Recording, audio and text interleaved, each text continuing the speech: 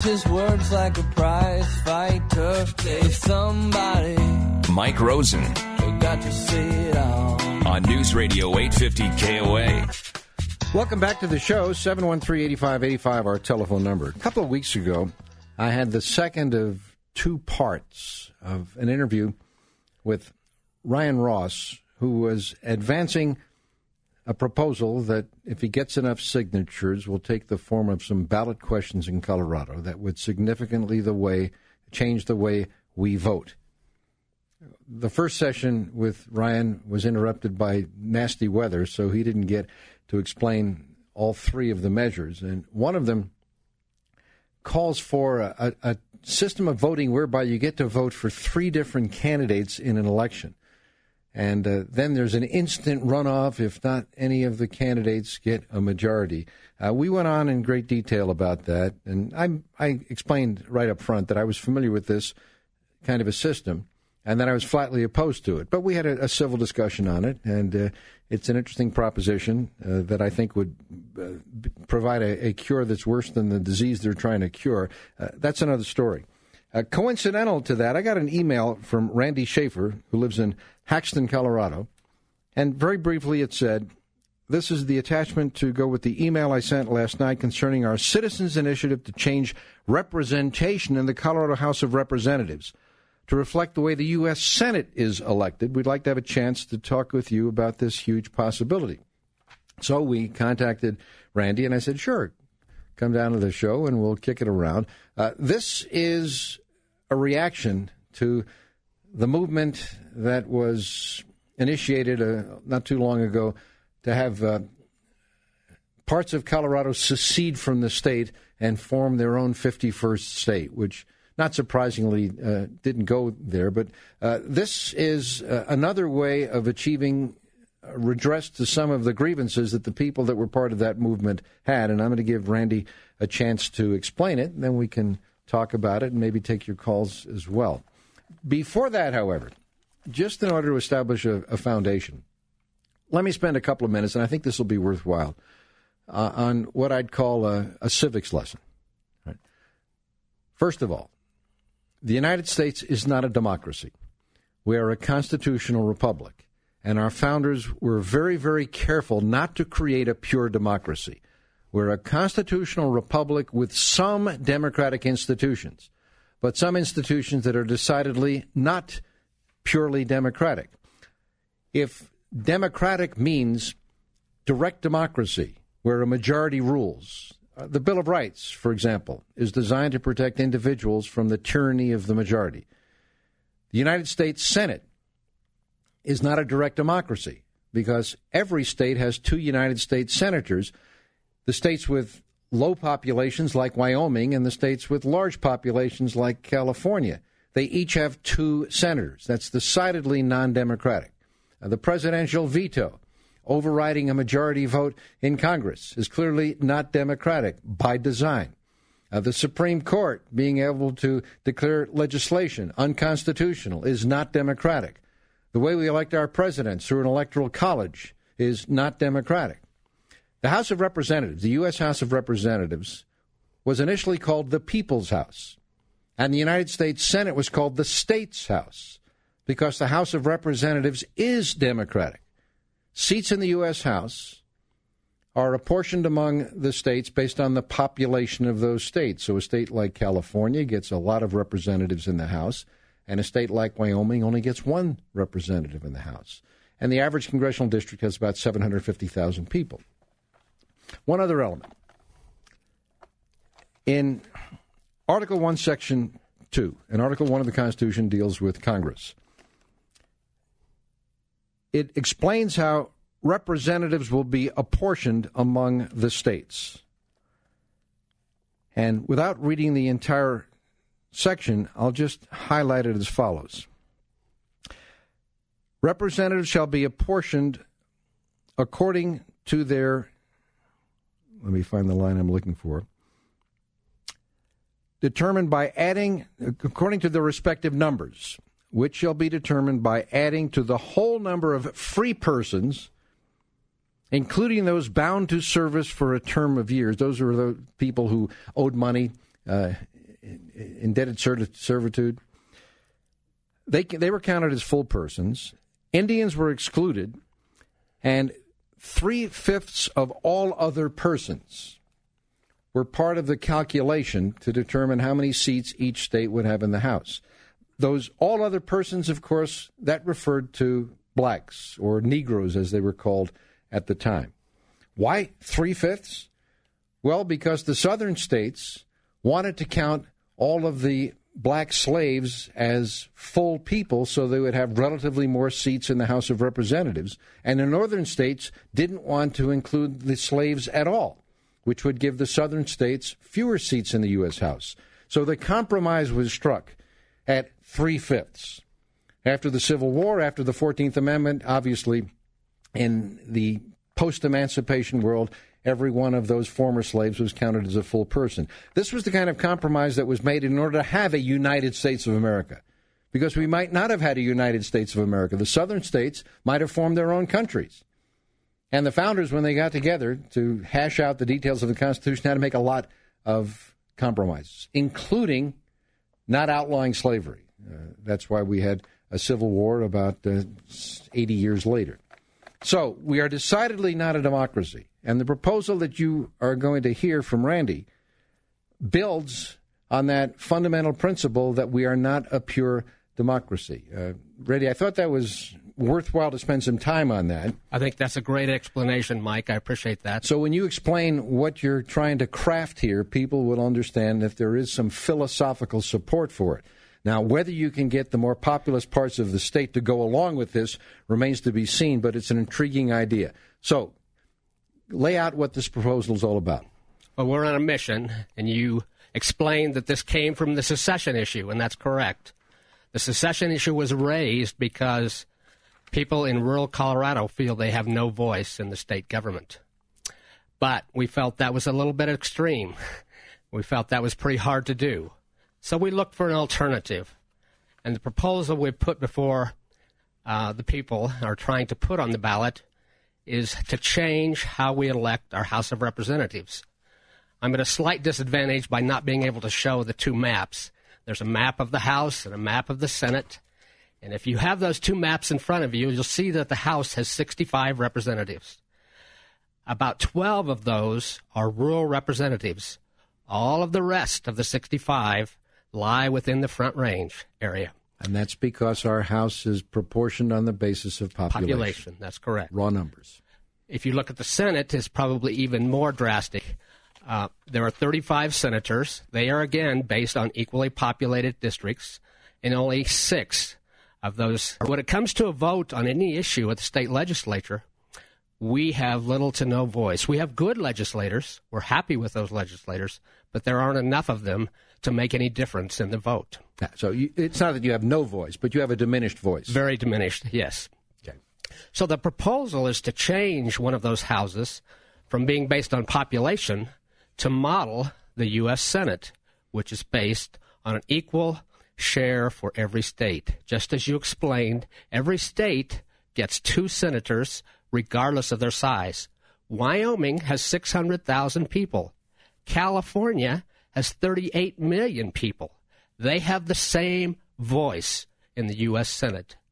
We would ask the people to put this on the ballot to change Colorado in electing our representatives to giving one county, every county, a representative.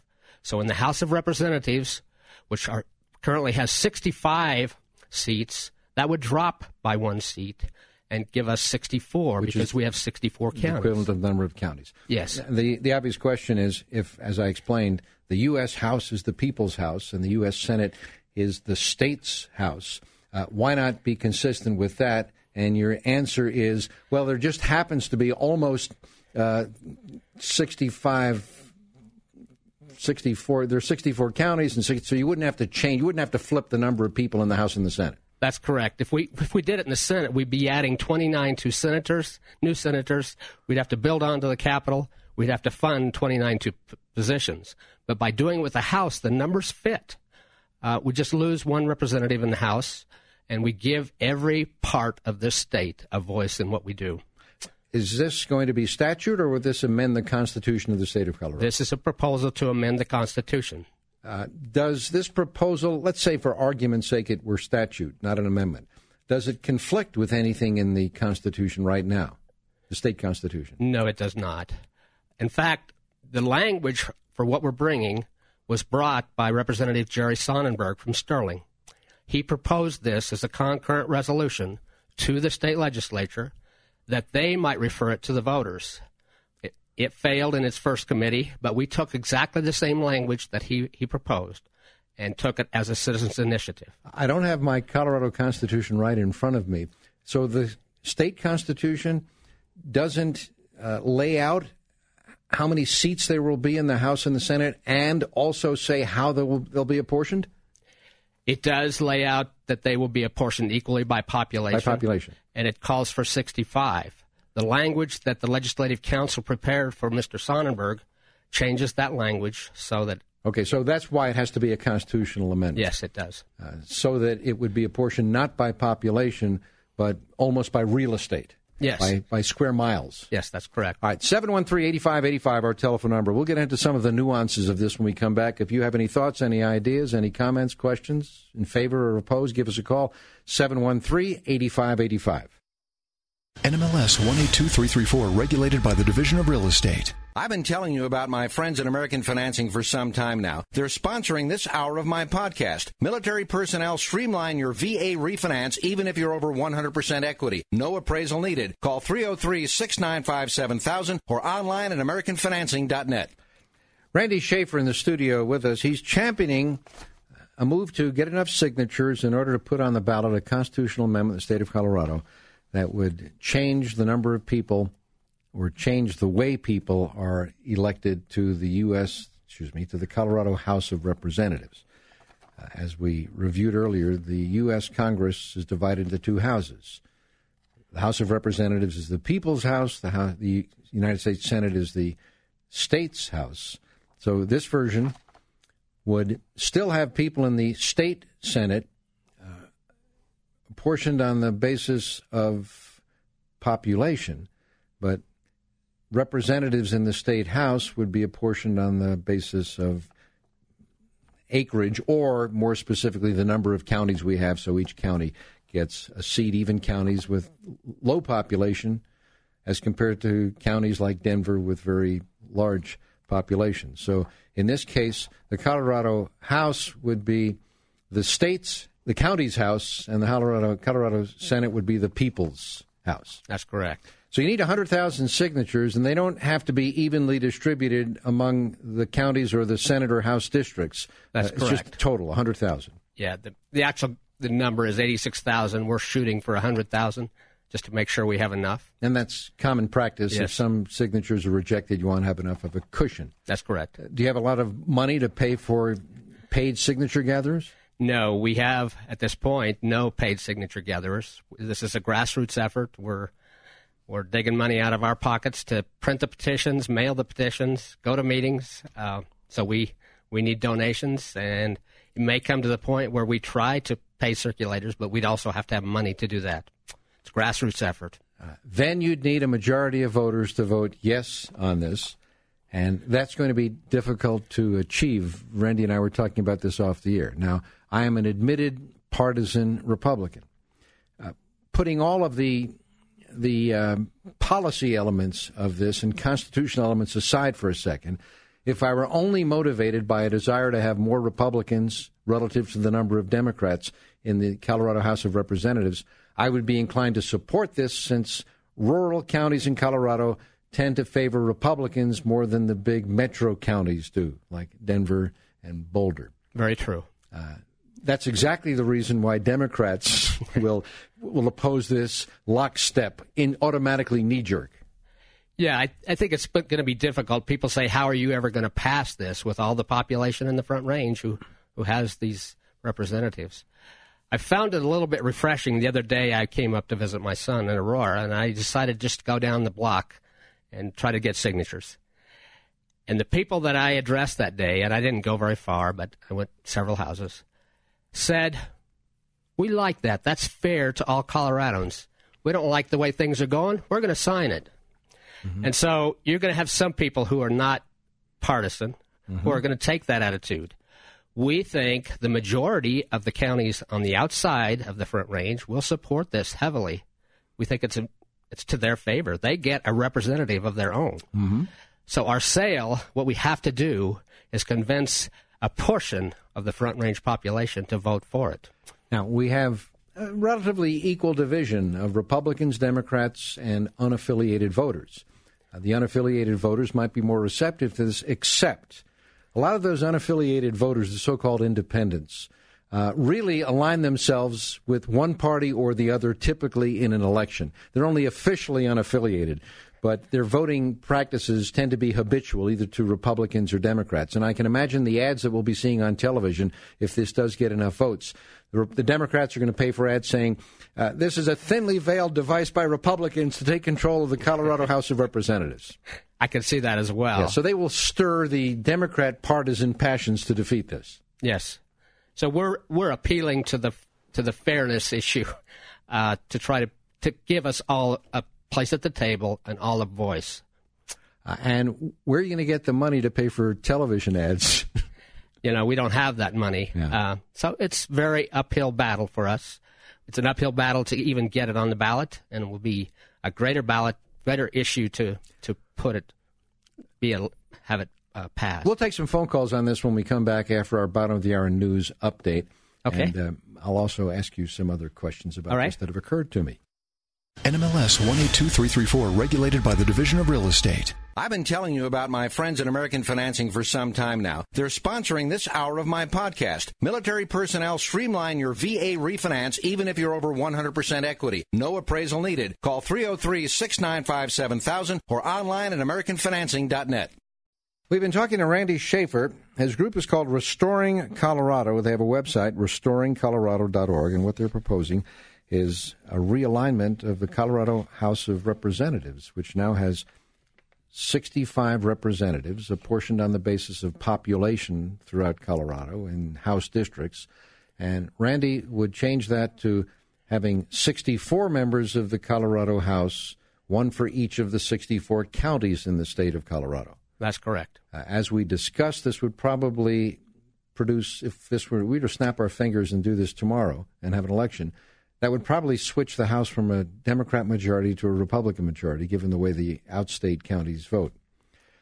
So not only will this have instant opposition from Democrats in the state, for fear that other states might try to do the same thing, you can imagine Democrats nationally would be instantly opposed to this. Democrat strength around the country tends to be centered in highly dense urban populations. New York State, for example. New York City, with 8 million or so people, dominates the political structure of the state of New York. Upstate New York and western New York have much smaller populations in the counties, and they tend to be Republican, but Democrats prevail. So political battle lines would be drawn on this one, and that's one of the things you'd have to overcome. Yeah, we do not view this as a partisan issue. We view it as a representation issue, but what you've just addressed is very correct. The same complaint is heard throughout the states that urban centers dominate all the decisions. You looked at Nebraska, Omaha dominates. You looked at Kansas, Kansas City dominates. The rural portions of the state feel they have no voice. We think if this were to pass in Colorado, that you would see other states try to follow suit. And it seems to me that Democrats in rural Colorado, even understanding what I just said, would probably be inclined to support this. I think they would. They want a voice. That's what the whole issue is about, is to be able to be part of the decision-making, which we don't feel we have right now. Let's go to Denver. Kevin, you're on 850 KOA. Go ahead, Kevin. Randy, wouldn't your amendment go counter to the U.S. Supreme Court Baker versus Carr decision in 1962, where this Charles Baker, who lived in Memphis, where the city's county had 10 times the population of the rural districts, and his argument was the discrepancy was causing him to fail to receive equal protection of the law required by the 14th Amendment? There are some Supreme Court decisions which talk about the issue you've just brought up. We feel that that decision was a bad decision. We think that decision, if it were challenged, needs to be readdressed by the Supreme Court. We don't think the Supreme Court has the authority to tell states how they create their legislative districts. We think that was an overreaching decision. Especially since the national model is one house, the U.S. House, apportioned on the basis of population, and the other house, the U.S. Senate, isn't apportioned on the basis of population. And Kevin, I'm not familiar with the Tennessee case you're talking about, but I know there have been other cases like this where the Supremes have overruled something along these lines, not because of one man, one vote, but because they were insidious plans to gerrymander representative districts in order to reduce the black influence in elections. So the Supremes could overturn something like this on the basis of 14th Amendment protections against discrimination. Well, Randy was right. I mean, because this was landmark. It overturned, what the heck did they call it, the political question doctrine. I think it was Felix Frankfurter said, this is not a judicial question. This is something which should be decided in politics. Mm-hmm. But it is the latest one, I believe. I'm not a constitutional lawyer. Yeah, Nebraska, for example, has a unicameral legislature, only one house. It's none of the federal government's business if Nebraska wants to have one house instead of two houses. Mm-hmm. Yeah. So, that could be a potential obstacle, and I'm sure the opposition to this, if they were to lose at the ballot box, would come up with whatever possible legal challenges they could find. Okay. All right. Now, the question is whether you can possibly get enough votes. That's going to be a tough task, but as you explained earlier, maybe you can get truly independent voters to support this. You live in Haxton, Colorado, northeastern Colorado. How many people live in Haxton? Haxton has a population of about 1,000 people. That many? 1,000? Yeah. Okay. The county that I live in actually has about 4,500, so it's small. And this is Phillips County? Phillips County, yes. You noted that Phillips County Commissioner Joe Kinney is also involved in this effort with you. Each citizens' initiative has to have two proponents, and so Joe and myself are the two proponents. As we speak today, we have to speak as private citizens because the county itself cannot spend its resources to promote this. How many other people are part of this movement at this stage? We have people in almost every county in the state. We met about a week ago with Colorado Counties Inc., their summer conference, and met with most of the county commissioners there. And so we have petitions circulating in most counties. There's probably a handful that do not have petitions right now. Has this gotten any newspaper coverage yet? Yes, it had good coverage. It's gotten good coverage in Denver Post or local papers? Local papers to this point. Yeah, I think just local papers across the state. We've had a number of papers cover it. All right, 713-8585, our telephone number. This is probably new information to most people listening, and I hadn't heard about it until you sent me that email, and I thought the least you deserve is a fair hearing. Well, we appreciate that, yeah. So if you have any thoughts or comments, give us a call, 713-8585, our telephone number, right back on 850 KOA. NMLS 182334, regulated by the Division of Real Estate. I've been telling you about my friends at American Financing for some time now. They're sponsoring this hour of my podcast. Military personnel, streamline your VA refinance even if you're over 100% equity. No appraisal needed. Call 303-695-7000 or online at AmericanFinancing.net. Randy Schafer, our guest, talking about a proposal that we've been discussing for this hour that would change the way seats in the Colorado State House of Representatives would be apportioned to make them more friendly to rural Colorado, one seat per each county, regardless of population. Right now, the larger population centers, mostly the Front Range, dominate the Colorado House of Representatives and the Colorado Senate, for that matter, as well. So this is a follow-up by the people that we're talking about seceding from Colorado. They'll stay. They don't want to go to Wyoming. It's a nice place, Wyoming, but Colorado's. They'll stay, but they'd like to have more representation in the Colorado House. That's right. We just don't feel like the issues that come up, we have an impact on being able to change them to our situations. A lot of things that are adopted are one size fits all, and that's not true. There There are whole different situations in all of Colorado, on the west slope, on the east slope, and one size does not fit all. We need to be part of the team who decides how you're going to adopt those things. You can go to the website, restoringcolorado.org. Let's go to Bill in Pueblo. You're on 850 KOA. Hello, Bill. Yes, hi. Thank you for taking my call. I have to admit I'm biased in favor of this petition and would like to circulate the petition, but I also think that if one were to stop and think about it for a moment, the 1962 Supreme Court case could be used to support Randy's efforts because of you're concerned about equal protection, and so you have an equal voice. Even one man, one vote does not work currently the way it's structured in Colorado. What happens is those in outlying counties that are not on the Front Range and not part of the great populace have very little representation, certainly not anywhere near what was contemplated by the founders of our nation. I would agree with that. We feel like the rural people are the new disenfranchised minority. And they certainly are. And I think that even the gerrymandering cases, when one reads them, it's to prevent people from being disenfranchised. And yet that's precisely what's going on in Colorado today.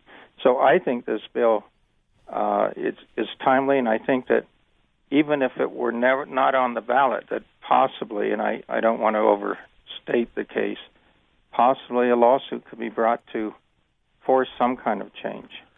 Keep in mind, that would affect the whole country if the Supreme Court were to rule in favor of that kind of a movement. And the Democrats would be apoplectic about the prospect of this. They might, but if one were to consider the recent University of Michigan admissions case, where colorblindness was certainly emphasized and said that each state could decide for itself what weight to give, not what weight to give, but said you could consider ratio and in college other admissions, but not in legislative bodies. Well, I'm not sure that the two are that much different. Well, you can certainly plead your case along those lines. All right, Thanks for your phone call. Let's go to Dean and Ray. You're on 850 KOA. Hello, Dean. Yeah, thanks for taking me. Yeah. Hey, I'm a Democrat from rural county, and I support Randy's deal. Randy probably knows who I am, but I was very vocal against seceding from the state deal. I thought it was a stupid idea, but this is something I do support.